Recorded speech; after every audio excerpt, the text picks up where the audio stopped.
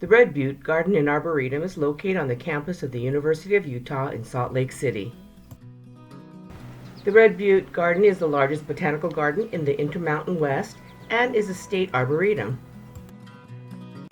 It's made up of 100 acres in the foothills with over 21 acres of developed gardens and 5 miles of hiking trails.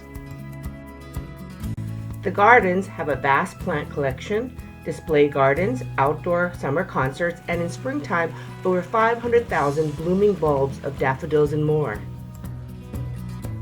Need more reasons to visit? Well, they even offer award-winning horticulture-based educational programs that you can go to. Keep watching this video to witness it for yourself. Welcome to Hipfig. If you're a travel enthusiast, then join our community by subscribing to this channel. This is the Salt Lake City, Utah series for visitors.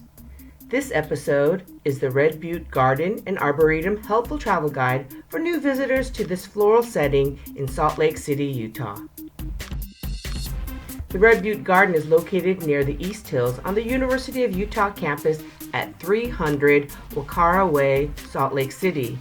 If you don't have a car, you can take public transportation. By TRAX, you can take the Red Line and exit at University Medical Center. Then from the Medical Center, walk to the University Medical Center TRAX station. From the University of Utah Medical Center TRAX station, cross the street to the university's free on-demand shuttle. Call 801-581-4189 or 801-231-9058 after 6 p.m. Choose Medical TRAX Station as the pickup station and the Natural History Museum of Utah as the drop-off station. The Red Butte Garden and Arboretum is located across the street from the Natural History Museum of Utah. The shuttles run Monday through Friday from 6 a.m. to 11 p.m. and do not run on days that the university is closed. You can also take the public UTA bus routes 455 or 3, which stop at Wacara Way. Please visit the UTA website for more route details and times for your location. We drove our rental car on another Utah sunny, warm day.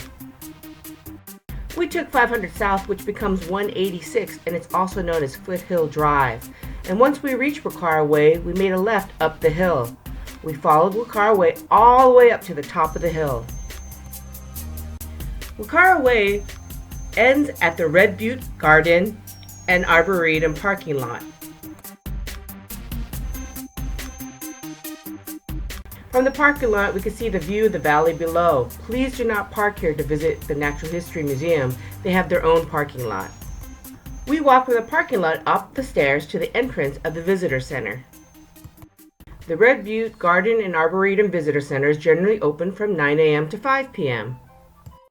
The entrance fee is $14 per adult, with discounts for seniors, military, with ID, children, and children aged 2 and under are free.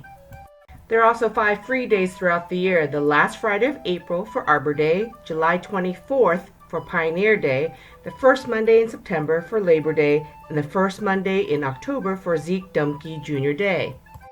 And the most popular, the first weekend of December for the Holiday Open House and Art Fair.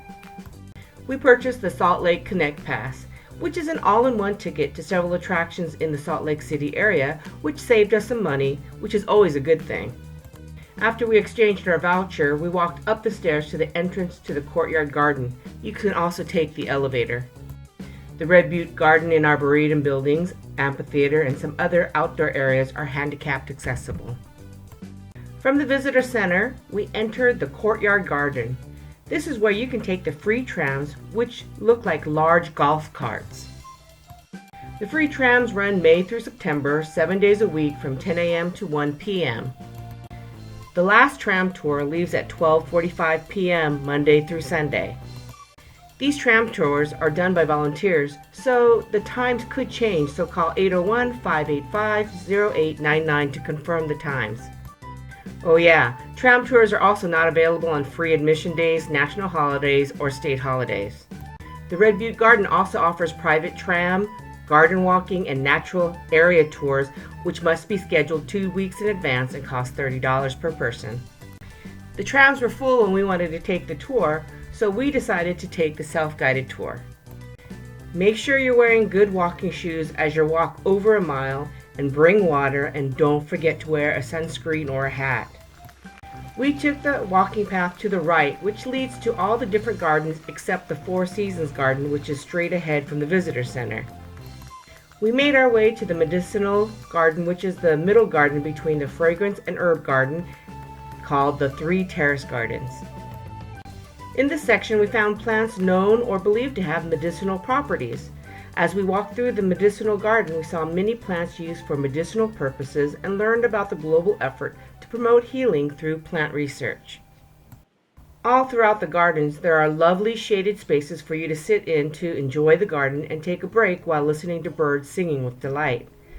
Warning: there are many bees in the garden, which didn't bother us, but if you're allergic, please take precautions. There are several theme gardens with different kinds of plants, landscaping, and water needs.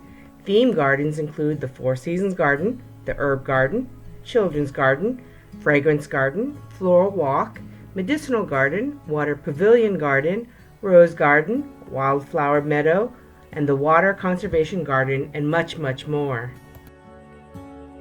After the Medicinal Garden, we made our way through the various paths to the Fragrance Garden and Floral Walk, Rose Garden, and my favorite area, the Wildflower Meadow with the lovely wooden swings. The swinging benches are under some shade, and so you can just swing and enjoy the beauty of the area and smell sweet lilacs as you swing back and forth.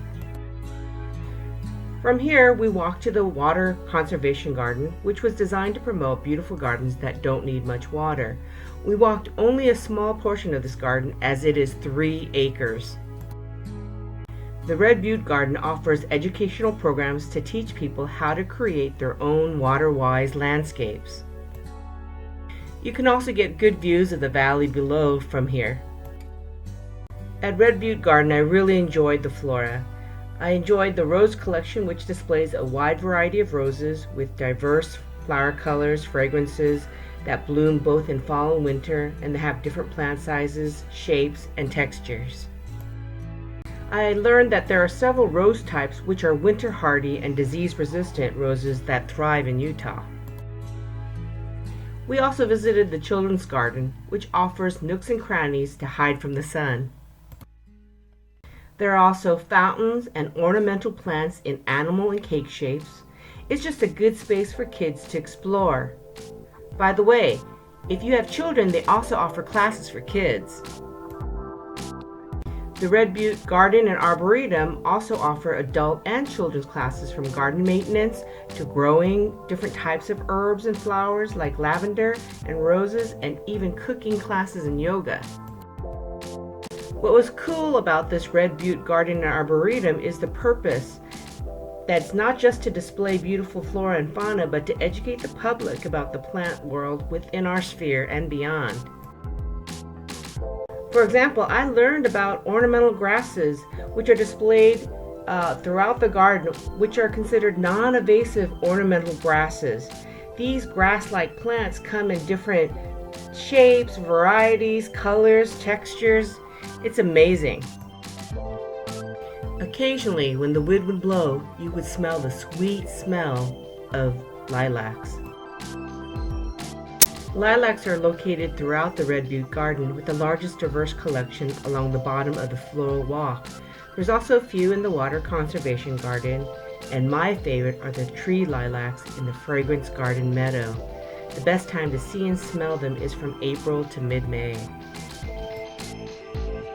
I personally enjoyed sitting on the swings underneath the shaded lilacs and looking at the butterflies and bees have their fills of pollen from the lavender fields at the Dumpke Floral Walk and Fragrance Gardens. It was a perfect rest stop to enjoy nature. We eventually made our way back to the Courtyard Garden after a glorious day in the sun and surrounded by lovely flora and fauna. Surrounded by nature and with the ones you love, this is as good as life gets. We slowly strolled back into the air-conditioned visitor center to soak in the views of the valley below. We stood there for a long time enjoying the view and, quite frankly, the air conditioning. We then used the facilities to freshen up before walking back to our very hot car. When in the area, combine with the Natural History Museum across the street if you have time. Ask about a discount if you're going to both on the same day.